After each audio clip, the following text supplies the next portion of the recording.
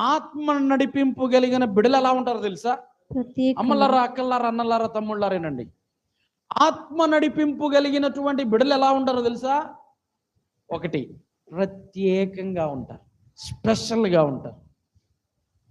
ప్రత్యేకము అని అంటే, లోకంలో నుండి దేవుడు నన్ను ప్రత్యేకపరిచాడు, శరీర క్రియల్లో నుండి దేవుడు నన్ను ప్రత్యేకపరిచాడు, మరలా ఆ శరీర క్రియలను నేను ధరించుకోను.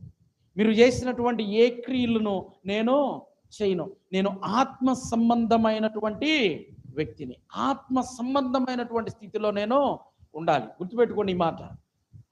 దేవుని యొక్క సన్నిధిలో లోకానుసారముగా జీవిస్తున్నటువంటి వారిని ఎవరైనా సరే, వారి క్రియలు మనము నేర్చుకోవటానికి వీలు లేదు. ప్రత్యేకంగా ఉండాలి. ఆత్మ చేత నడిపించబడేటటువంటి వారు ప్రత్యేకంగానే ఉంటారు. రెండవది కనుక మనం ఆలోచన